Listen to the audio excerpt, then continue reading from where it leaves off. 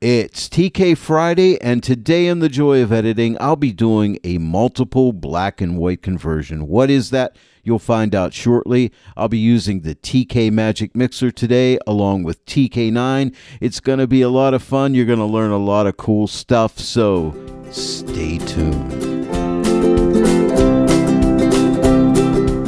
Hello everyone, and welcome to the Joy of Editing, and welcome to TK Friday. Something different today. I'll be using the new TK Magic Mixer. I hope you picked one up. They're only $10. They're really great for making black and white conversions. I'll be doing a multiple black and white conversion on this image today. Today's image is one that I've edited in the past. This image comes to us from Mario Lombardi. Thank you, Mario, for letting us use your image. And as always, you can download this image. It's already been edited, and we will convert it to black and white. Now, I do have PDF notes for you, and you can also download the image. Just go to the description below this video, click on More to open up that description, and then scroll down and you will find those Dropbox links for both the image and PDF notes. If you've not yet purchased the TK Magic Mixer, there's a link in the description below this video where you can click on that and purchase the Magic Mixer. It's only $10, and I think it's worth a lot more than that, but it's a great value. Pick one up if you haven't. And by the way, if you don't yet own the TK9 plugin for Photoshop, you can save 15% off the TK9 plugin for Photoshop along with training videos. Use my promo code DK15. That gets you 15% off of everything. Not only are you saving money, but you're supporting the Joy of Editing with Dave Kelly when you use that promo code DK15. Thank you all for using my promo code. I really appreciate it. And now it's time. Let's jump into this edit. Let's convert this image into black and white with the TK Magic Mixer. By the way, I do have several Magic Mixer videos on my YouTube channel working with both color and black and white conversion, so check those out. In case you're wondering what the heck is a Magic Mixer, Dave, well, it's this panel right here, and it works with Photoshop's channel mixer adjustment. Now, the channel mixer is something that is really very hard to use, but it's a powerful tool, and most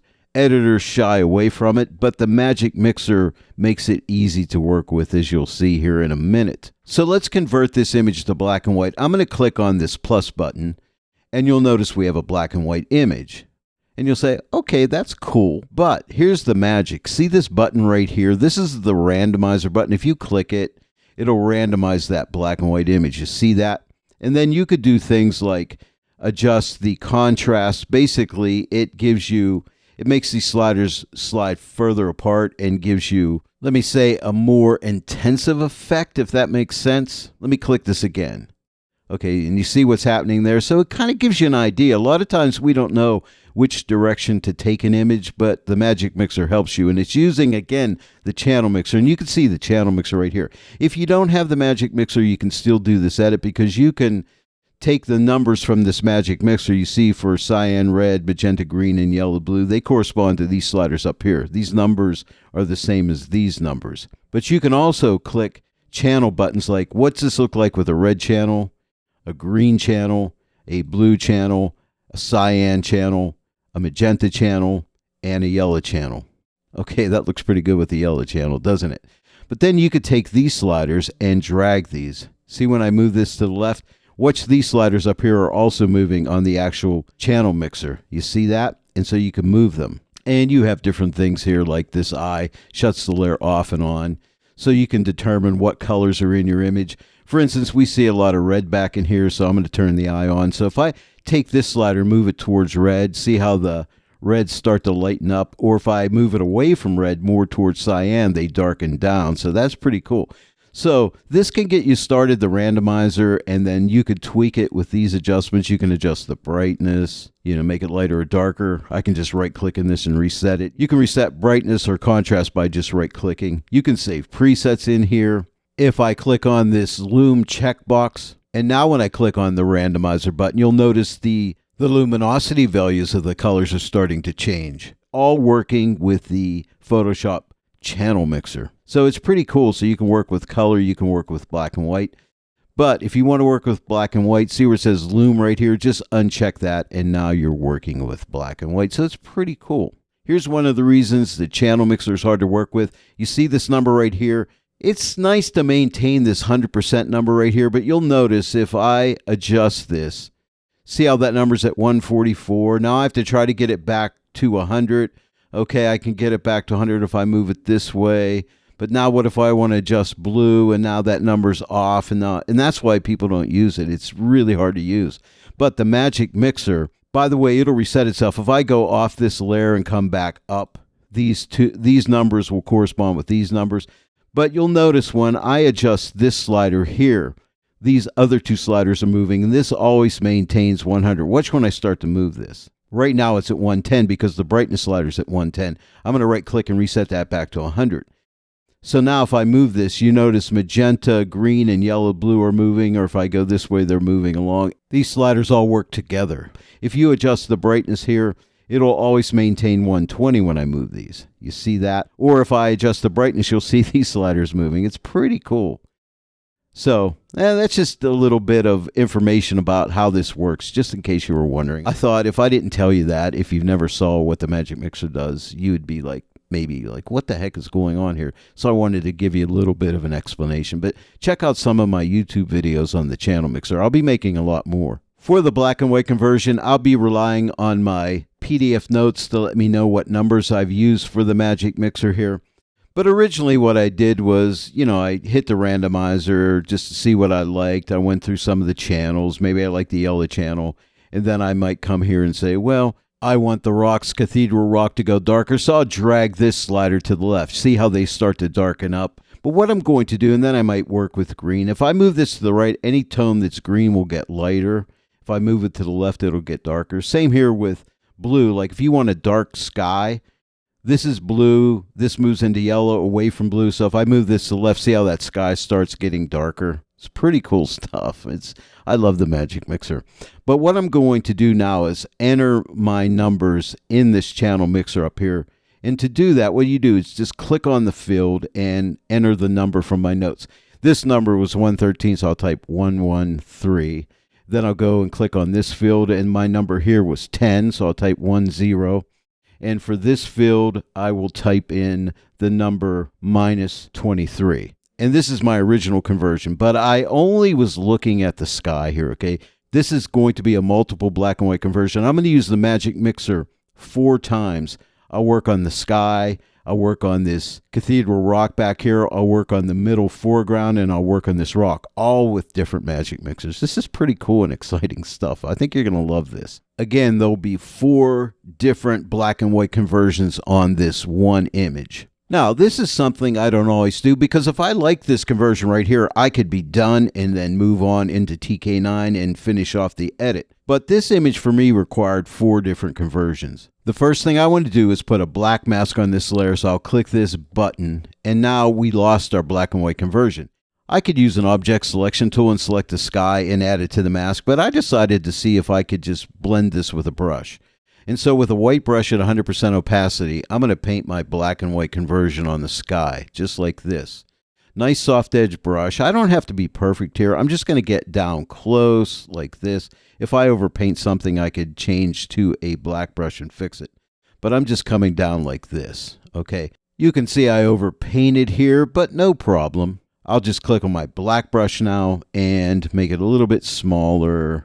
Nice soft edge on there, and just paint like this. Doesn't have to be perfect because it's going to all go black and white. And believe me, it will all blend in. I'm going to make sure I didn't get this. And I know the image looks a little bit weird right now because I have that black and white sky. But that is step 1. I missed a little spot up here. So let me go ahead and, wrong brush. Click my black brush. Click your white brush, Dave. Yes, that's what you want. Hey, you know what? We all make mistakes. I'll leave them in. And now for the second black and white conversion, I'm looking at the rock, Cathedral Rock back here, and also these rocks over here. And so I'll add another Magic Mixer by clicking the plus. And now, whenever I make a change, the sky will not be changed. Okay, so I'm going to go ahead and click randomize a few times here. Okay.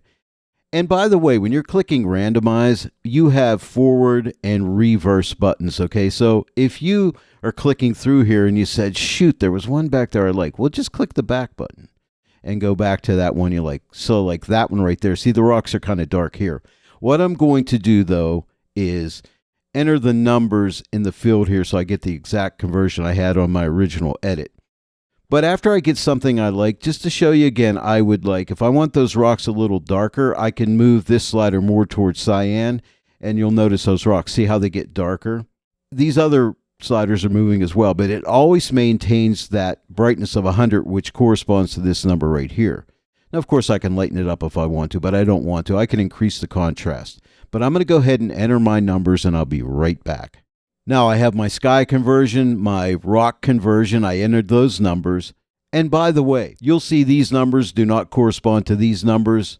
All I need to do is click on any one of these layers. It doesn't matter. And then just come back up and they will reset. So now these numbers correspond to these numbers. And if you're wondering why these sliders are red, green, and blue, and these sliders look different, Tony set this up. This makes more sense when you're working on an image to understand what colors you're altering. So if you move the red slider to the left, you'll make cyans lighter, or to the right, red's lighter. Same with magenta and green. Green gets lighter to the right, magenta gets lighter to the left, or green gets darker to the left. Okay, same with yellow and blue. But if you click this fly out menu here, you can change these back to traditional red, green, and blue sliders if you so choose, but I do recommend using these sliders. They make a lot more sense. Now I have my sky conversion. These rocks all back in this area are converted, but I don't like what's going on in here, so here's what I do. This time I will not put a black hide all mask on here. I'll leave it white. I will get a black brush at 100% opacity, and what I'll do is just paint this area right in here, and that will reveal the color image back as I paint through here, as you can see, because we have to convert this middle area right in here next.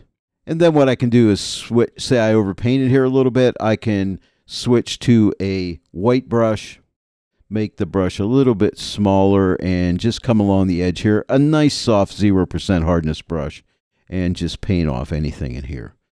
A little bit extra in there. I mean, if you have some color in those rocks, it's not really going to matter that much, as you'll see here.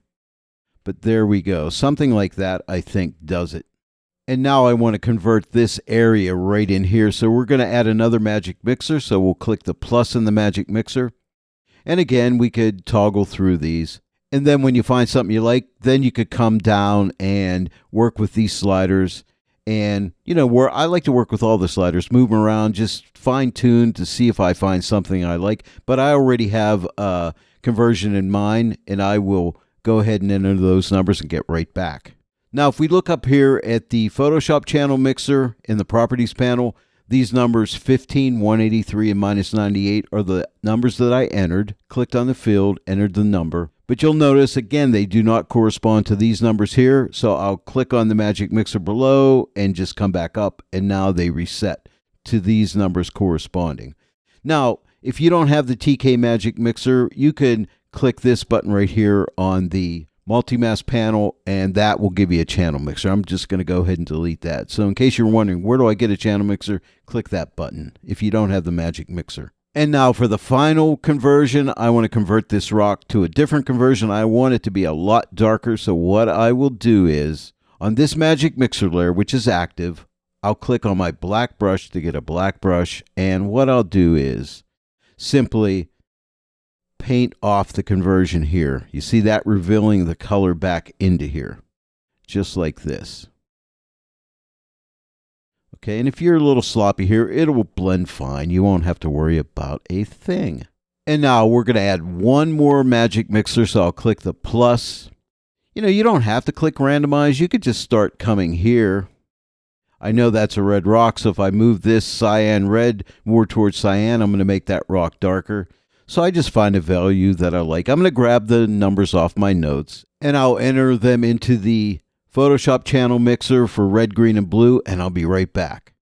And I'm back, and here's my black and white conversion. Now I have one final thing to do. There's a special button on the TK Magic Mixer. What I want to do is click on the first Magic Mixer. Whenever you're on a Magic Mixer and you click this button here, what it lets you do, it's a color luminosity adjustment, and it deals with the colors of the image, and you can darken or lighten the colors. And I use this for fine tuning.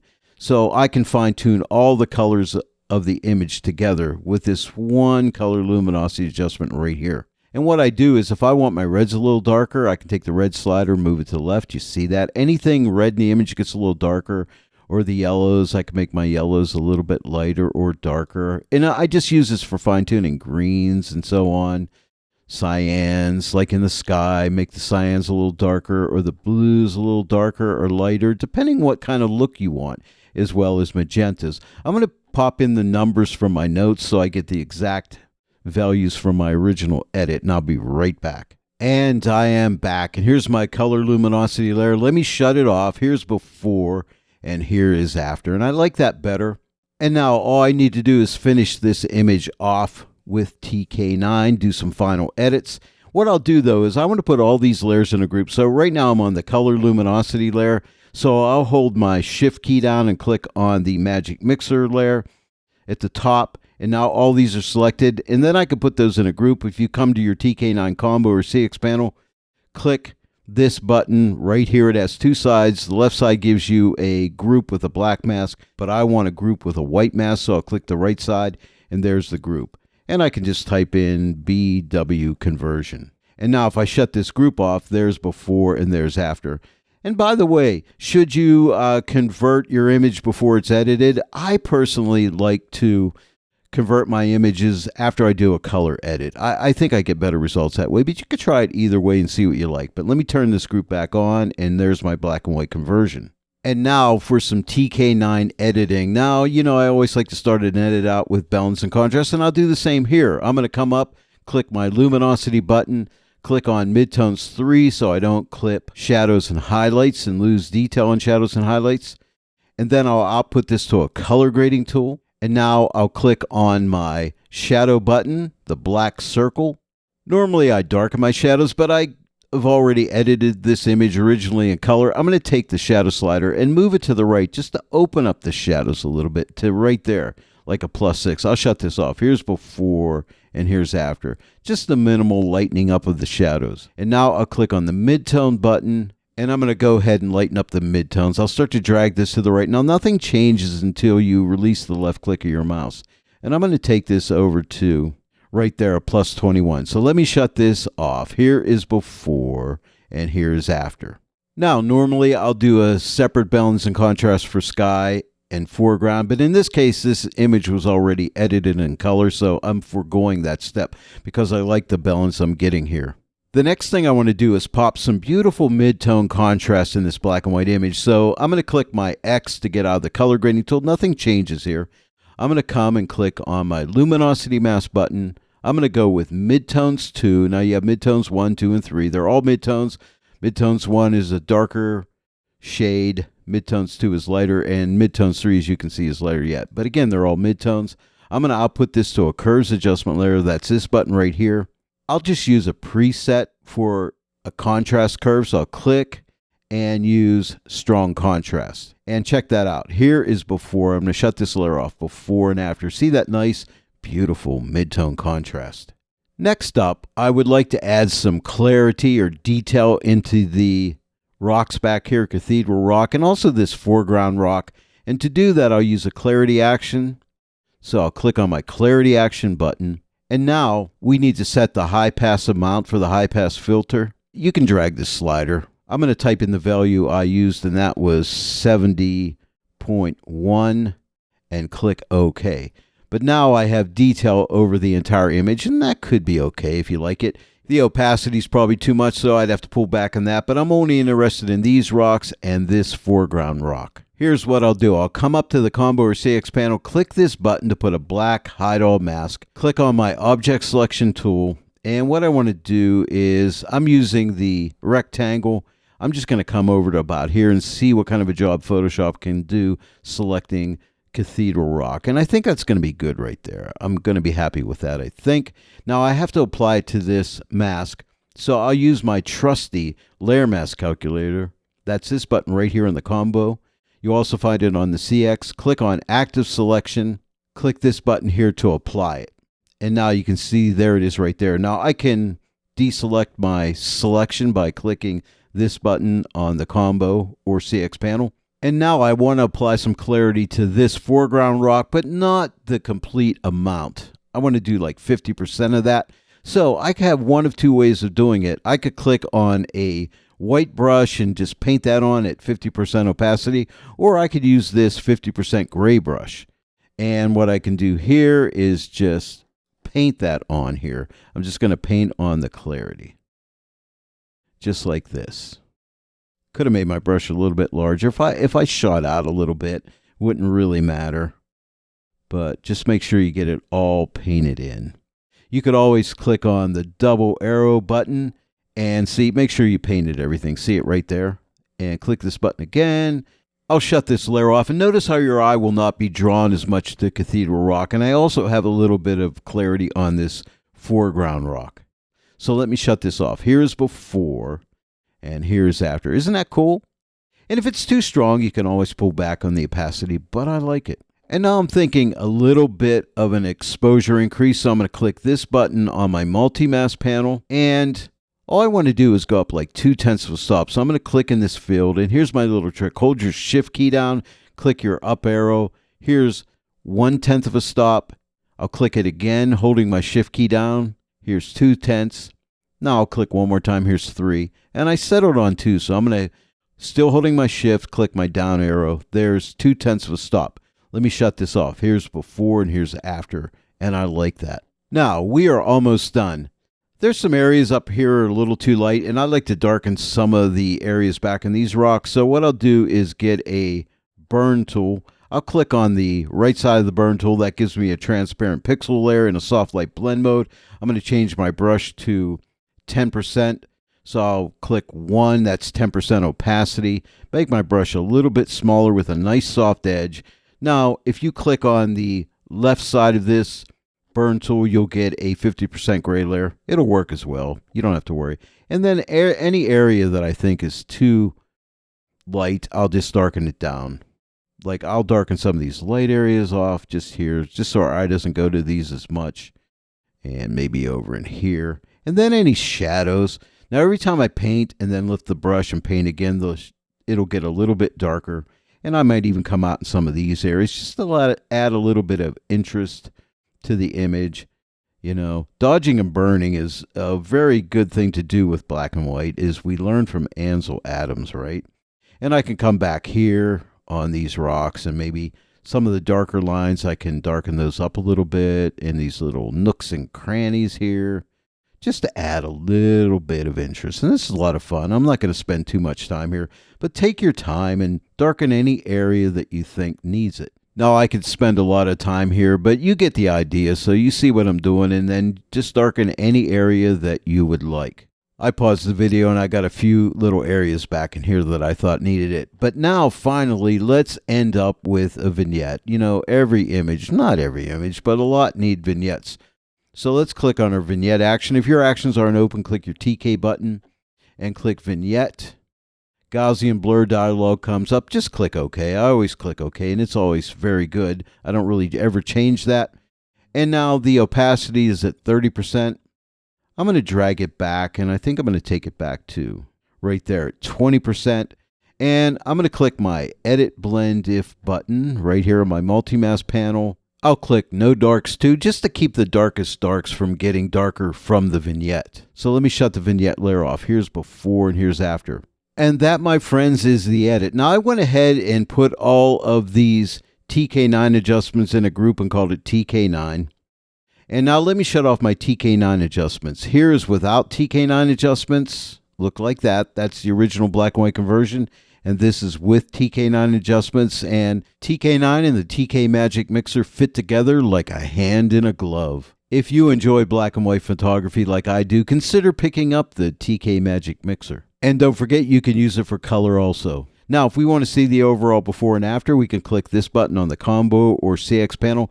We started out here and we end up here. And I really like this image in black and white. Well, there it is, everyone. I hope you enjoyed TK Friday today and this black and white conversion, this multiple black and white conversion using the TK Magic Mixer as well as TK9 and Photoshop. If you enjoyed today's tutorial, please give it a like and share it with your friends. And if you're not yet a subscriber to my channel, please subscribe. Click that bell notification icon. Click all so that you receive all notifications, and then every time I upload a new tutorial, you'll get notified about it. I want to thank each and every one of you for joining me today in The Joy of Editing with Dave Kelly, and I will see you all right here next time. But until then, happy editing.